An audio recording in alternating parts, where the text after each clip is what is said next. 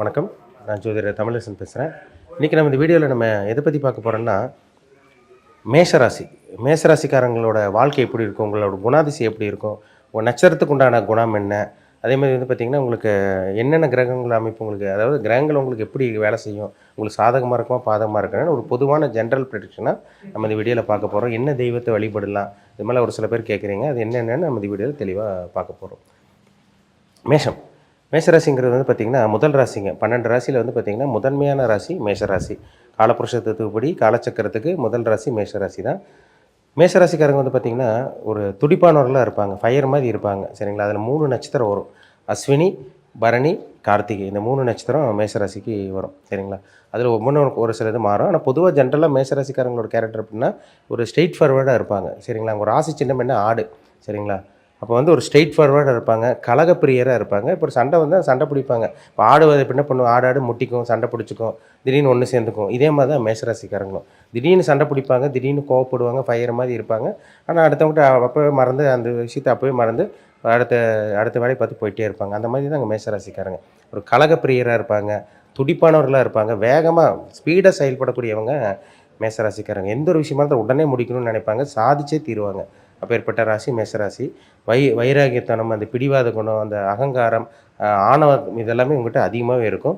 என்னதான் கோபம், பிடிவாத, அகங்காரம், ஆணவம் இதெல்லாமே மேஷராசிக்காரங்கிட்ட இருந்தால் கூட அந்த நல்ல குணம் இருக்கும், கொஞ்சம் நல்லவங்களாகவும் இருப்பாங்க.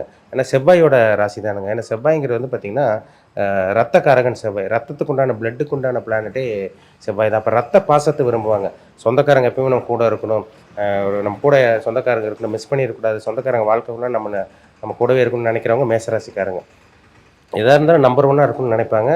அந்த மாதிரி ஒரு பக்கம் இருந்தால் கூட சொந்த பந்தத்தில் விட்டே கொடுக்க மாட்டாங்க இந்த மேஷராசிக்காரங்க. அதில் அஸ்வினி நட்சத்திரம்னு ஒன்று இருக்குங்க. அது வந்து ஆன்மீக நட்சத்திரம். அஸ்வினி நட்சத்திரக்காரங்க ஆன்மீக விஷயத்தில் ரொம்ப ஈடுபாடாக இருப்பாங்க. அடிக்கடி சாமிக்கு போகிறது, தெய்வ வழிபாடு பண்ணுறது. முக்கியமாக சொல்லப்போனால் மேஷராசிக்காரங்களே முருகர் வழிபாடு அதிகமாக பண்ணுவாங்க மேஷராசிக்காரங்க. அது வந்து பார்த்திங்கன்னா பரணி நட்சத்திரம் வந்து பார்த்திங்கன்னா அவங்க கொஞ்சம் கலகலன்னு இருப்பாங்க, கொஞ்சம் ஒரு சிரிச்ச முகமாக இருப்பாங்க. பரணி நட்சத்திரக்காரங்க சிரிச்ச முகமாக இருப்பாங்க. இவங்களை பார்த்தாலே, பரணி நட்சத்திரக்காரங்க பார்த்தாலே அடுத்தவங்களுக்கு ஈஸியாக பிடிக்கும் அவங்களுக்கு, சரிங்களா. ஒரு ஈர்ப்புத்தன்மை, ஒரு ஈர்ப்பு சக்தி, ஒரு அட்ராக்ஷன் பவர், இதெல்லாமே பரணி நட்சத்திரக்காரங்கிட்ட அதிகமாக இருக்குது. கலகலகலன்னு இருப்பாங்க. நானும் சிரிச்சுக்கிட்டு சுற்றி இருக்கிறவங்களும் சந்தோஷமாக கலகலன்னு வச்சுக்கிறவங்க தான் பரணி நட்சத்திரக்காரங்க. ஆனால் கோவம் வந்தால் வந்த மாதிரி இருக்குங்க, அவ்வளோ சீக்கிரம் வராது. ஆனால் வந்தால் உச்சக்கட்டமாக இருக்கும். அடுத்து கார்த்திகை நட்சத்திரக்காரங்களும் அதே மாதிரி தான். கார்த்திகை நட்சத்திரக்காரர் பயங்கர கோவக்காரங்களாக இருப்பாங்க, கட் அண்ட் ரைட்டாக இருப்பாங்க. ஒரு சில விஷயங்கள் கரெக்டாக நடந்துக்குவாங்க. இப்படி தான் இருக்கணும், இப்படி தான் வாழ்க்கை இருக்கணும், நான் இப்படி தான் இருப்பேன், நான் ஸ்ட்ரெயிட் ஃபார்வர்டாக தான் இருப்பேன், நான் யார் பேச்சும் கேட்க மாட்டேன், அடுத்தவங்க தான் என் பேச்சு கேட்கணும்னு நினைக்கக்கூடிய அந்த நட்சத்திரத்தில் அந்த கார்த்திகை நட்சத்திரக்காரங்களும் ஒன்று. மேஷராசி கார்த்திகை நட்சத்திரம் கொஞ்சம் ஃபயர் மாதிரி, கொஞ்சம் உடம்பு வந்து உஷ்ணதேகம் கொண்டவங்களாக இருப்பாங்க. பாடி எப்போவுமே ஹீட்டாகவே இருக்கும், ஒரு ஹீட்டாகவே இருக்கும் அவங்க பாடி, உடம்பு. அதனால் வந்து பார்த்திங்கன்னா உஷ்ண சம்மந்தப்பட்ட பாதிப்பு உங்களுக்கு அதிகமாக வரும். அதில் மட்டும் கொஞ்சம் நீங்கள் கவனமாக இருக்கணும். உங்கள் ராசிக்கு பாருங்கள் 2ஆம் அதிபதி. நீங்கள் என்ன கர்மாவில் பிறந்திருக்கீங்கன்னா, பொதுவாக மேஷங்கிறது முதல் ராசி.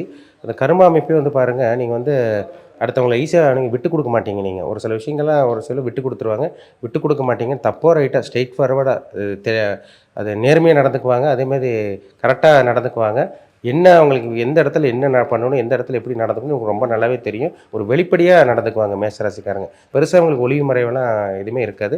வெட்டு ஒன்று துண்டு ஒன்று நடந்துக்கிறவங்க தான் மேஷராசிக்காரங்க. அவங்க குணமே அப்படி தான் இருக்கும்.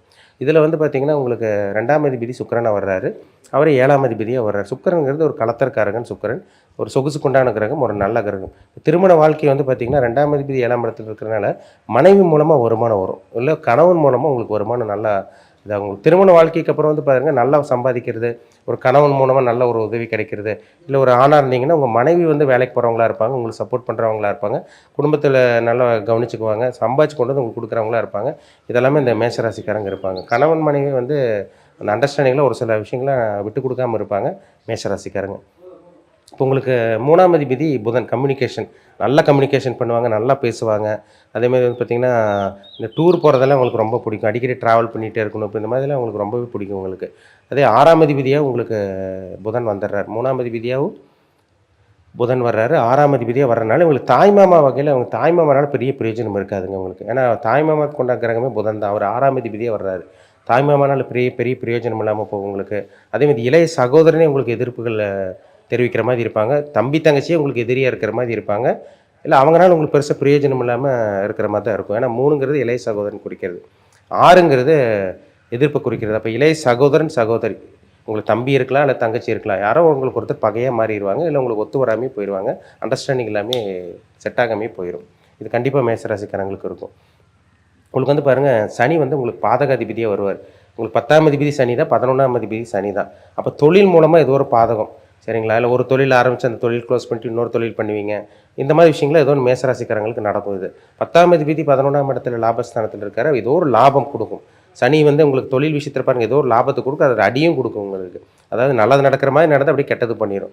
இல்ல கெட்டது நடந்ததுக்கு அப்புறம் நல்லது நடக்கும். இது கண்டிப்பா மேஷ ராசிக்காரங்களுக்கு தொழில் விஷயத்துல கண்டிப்பா அமையுங்க. ஏன்னா 10ஆம் அதிபதி சனி, அவரும் 11ஆம் அதிபதியே வர்றாரு. இருந்தாலும் ஒரு பாதகாதிபதியே வர்றாரு. ஏன்னா 11ஆம் இடத்துல வந்து பார்த்தீங்கன்னா, சனி வந்து மூலத்திரிகோண ராசியா உங்களுக்கு வரும். அப்போ பாதக தொழில்ல பிரச்சனையும் இருக்கும், லாபமும் வரும். இந்த மாதிரி அப் அண்ட் டவுன்ஸ் மேஷ ராசிக்காரங்களுக்கு கண்டிப்பா உங்க லைஃப்ல இருந்துட்டு தாங்க இருக்கும். உங்களுக்கு எதிர்ப்புகள் வந்து பார்த்தீங்கன்னாங்க, கொஞ்சம் மறைமுக எதிர்ப்புகளா வரும் உங்களுக்கு. ஏன்னா ராசிநாதனே 8ஆம் அதிபதியா வர்றனால உங்களுக்கு, அதாவது அசிங்கமானத நீங்களே தேடிப்பீங்க. மேஷ ராசிக்காரங்க அசிங்கமான படாம இந்த பிறவியில இருக்கவே முடியாது. நீங்க வாங்கிட்டு வந்த வரமே அதுதான். 8ஆம் அதிபதியே அவர்தான். 8ஆம் அதிபதி செவ்வாய் யார் உங்களுக்கு அசிங்கத்த குடுக்குற அமைப்பு. 8ஆம் இடங்கிறதே அசிங்கம், அவமானம், கேவலம், விபத்து, வம்பு வழக்கு, கோர்ட்டு கேஸு இதெல்லாமே பார்த்தீங்கன்னா, மறைஞ்சிருந்து தாக்குறது எல்லாமே 8ஆம் இடம் தான். அப்ப அசிங்கமான சந்திக்காத மேஷராசிக்காரங்க, வாழ்க்கையில அடிபடாத மேஷராசிக்காரங்க இருக்கவே முடியாது. உங்களுக்கு வந்து பார்த்தீங்கன்னா, எதிர்ப்புகள் வந்து அதிகமா உங்களுக்கு வரும். ஏன்னா 8ஆம் அதிபதி செவ்வாய்ங்கிறனால, ஆட்டோமேட்டிக்கா நீங்க அசிங்கமானத தேடிக்குவீங்க கண்டிப்பா. அதனால கூட இருக்கவங்க சுத்தி இருக்கவங்ககிட்ட மட்டும் கொஞ்சம் நீங்க ஜாக்கிரதையா இருக்கணும் நீங்க. 9ஆம் அதிபதி குருங்க. அவரே 12ஆம் அதிபதியா போயிடுறார். 9ங்கிறது தந்தை, அதிர்ஷ்டம்.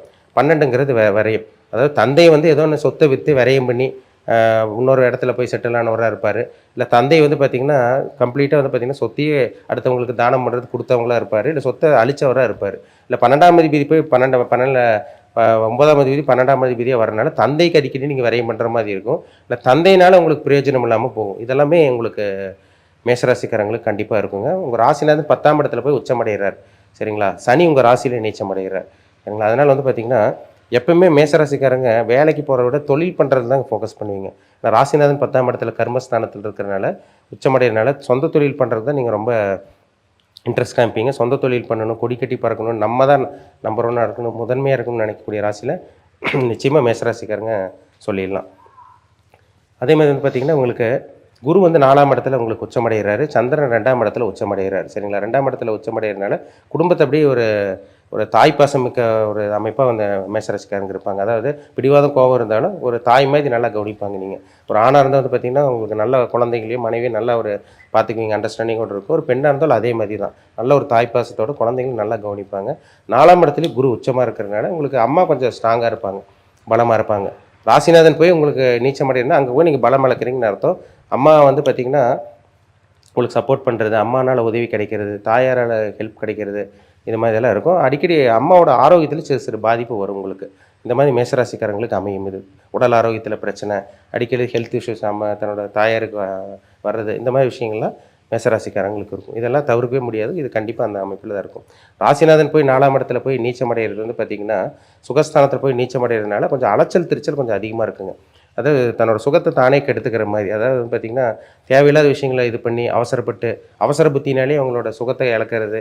அதே மாரி வந்து பார்த்தீங்கன்னா, அவங்களுக்கு வந்து பார்த்தீங்கன்னா, பிடிவாத குணத்தினாலே தன்னோட இந்த சொகுசு வாழ்க்கைய இழக்கிறது. இந்த மாரி விஷயங்கள்லாம் ஏதோ ஒரு காலகட்டத்தில மேஷராசிக்காரங்க சந்திச்சு தான் தீருவாங்க. ஏன்னா ராசிநாதன் போய் 4ஆம் இடத்துல பலம் இழக்கிறார். அப்போ வந்து கண்டிப்பா தன்னோட சுகஸ்தானத்தில போய் பலம் இழக்கிறனால, ஆசை அதிகமா இருந்து, அதில வந்து பார்த்தீங்கன்னா, பேராசை பெருநஷ்டமா கொண்டு போய் ஒரு சில டைம்லலாம் மேஷராசி கொண்டு போய் சிக்க வச்சுரும். அதனால அந்த விஷயத்தில மட்டும் கொஞ்சம் கவனமா இருங்க. சரிங்களா? இப்போ உங்களுக்கு வந்து பார்த்தீங்கன்னா, தெய்வ வழிபாடு கேட்குறீங்க. நீங்க முருகர் வழிபாடு பண்ணுங்க. நீங்க முருகர் வழிபாடுனா ராசிநாதனே செவ்வாய்ங்கிறனால முருகர் வழிபாடு பண்றது ஒரு நல்ல ஒரு அமைப்பு. அது சிவபெருமான் வழிபாடுன்னு சொல்லும்போது ஒரு சில பேர் கேட்குறீங்க. சிவன் வழிபாடு பண்ணலாமா? அப்படிங்கிற மாரி கேட்குறீங்க. எல்லா தெய்வத்தையும் நீங்க வழிபடலாம், தப்பு கிடையாது. ஆனா உங்க ராசிக்குன்னு ஒரு இது இருக்குங்க. ஒரு லிங்கம் இருக்கும். சரிங்களா? ராசிக்குன்னு ஒரு லிங்கம் இருக்கும். அது வந்து பார்த்தீங்கன்னா, உங்களுக்கு அந்த நிருதி லிங்கம்னு சொல்லுவாங்க. அந்த நிருதி லிங்கம் வந்து வழிபடுறது ரொம்ப சிறப்பு. ஏன்னா திருவண்ணாமலையில வந்து கிரிவலத்தில வந்து பார்த்தீங்கன்னா, 8 லிங்கம் இருக்கும். ஒவ்வொரு ஒரு கிலோமீட்டருக்கு ஒரு குறிப்பிட்ட டிஸ்டன்ஸில ஒவ்வொரு லிங்கம் இருக்கும் அப்படியே. இந்த நிருதி லிங்கத்துக்கு வந்து பார்த்தீங்கன்னா, அந்த மேஷராசிக்காரங்க அந்த அந்த ராசிக்கு உண்டான அந்த இதே பார்த்தீங்கன்னா, நிருதி லிங்கம் தான். இந்த நிருதி லிங்கத்த வழிபடும்போது, உங்களுக்கு நல்ல ஒரு வைப்ரேஷன், பாசிட்டிவ் வைப்ரேஷன், ஒரு நல்ல ஒரு ஒரு இது பாசிட்டிவான விஷயங்கள் நடக்கிறதுக்கு வாய்ப்புகள் கொஞ்சம் அதிகமாக இருக்குது. இந்த மாதிரி நீங்கள் ஃபாலோ பண்ணிக்கலாம் நீங்கள் தைரியமாக. முருகர் வழிபாடு, சிவபெருமான் வழிபாடு, அந்த நிருதி லிங்கத்தை வழிபடுறது, இது உங்கள் ராசிக்கு உண்டான அந்த லிங்கம் அது. நீங்கள் அதை வழிபடுறது ஒரு சிறப்பான ஒரு அமைப்பை கண்டிப்பாக கொடுத்துரும். சரிங்களா? அதனால் மேசராசிக்காரங்க பிடிவாதத்தை கொஞ்சம் கம்மி பண்ணி, கொஞ்சம் வைராகியமெல்லாம் கொஞ்சம் இருக்கும். அதெல்லாம் கொஞ்சம் குறைச்சி இது பண்ணிட்டீங்கன்னா, கண்டிப்பாக உங்கள் வாழ்க்கையில் அடுத்த கட்டத்துக்கு போயிடுவீங்க.